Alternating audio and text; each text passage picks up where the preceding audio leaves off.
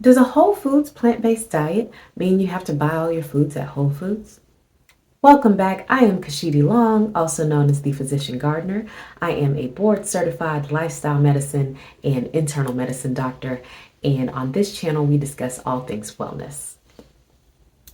So for today's topic, we're going to answer a question a patient asked me when I recommended a whole food plant-based diet once. Does that mean you have to buy your foods at Whole Foods? No, it does not. A whole foods plant-based diet means that you are consuming your foods in their most natural forms. It focuses on plant foods, i.e. whole food plant-based diet. So that means that you are getting your foods as close to nature. You are consuming your foods as close to their natural forms as possible. So on the spectrum of natural foods, we're going to use an apple as an example. So the apple, when you buy a straight apple, it looks how you got it off the tree. It's just an apple. It only has one ingredient and doesn't need an ingredients label. It's just an apple.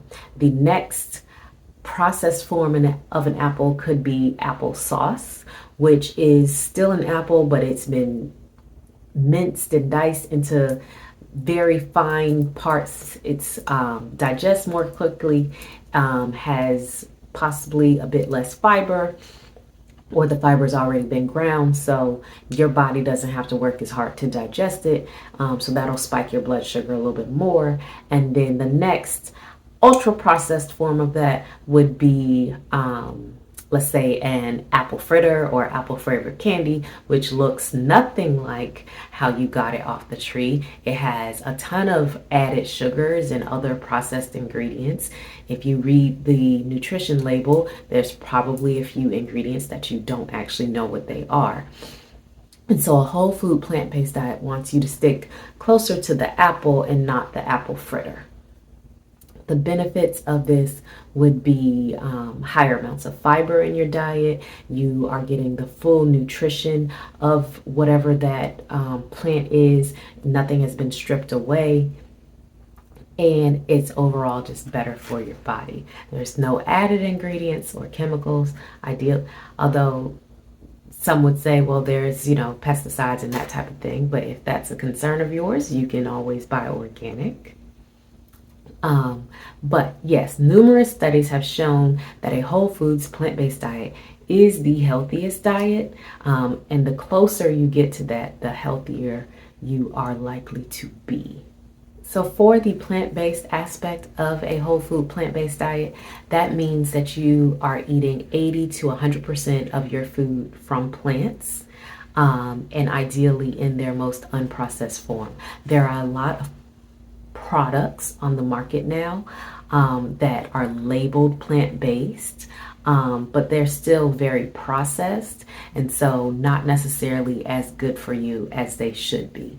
The food industry loves to jump on a bandwagon and label something as good for you when really they have just modified it so that they can make money, i.e., I think in the 90s, everything was labeled low fat, but then to maintain the flavor, they added a bunch of sugar, and therefore it wasn't healthy. And then they transitioned to everything being labeled low carb, and all the low carb stuff was possibly high in fat, and so or high in salt.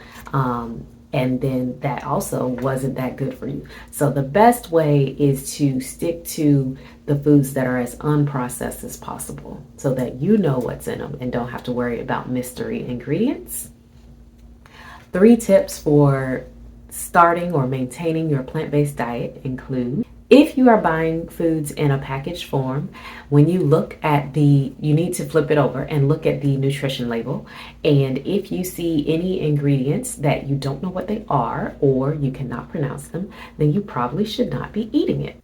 Tip number 2 would be that you should be able to picture the journey that whatever the food is took from its original source to your table.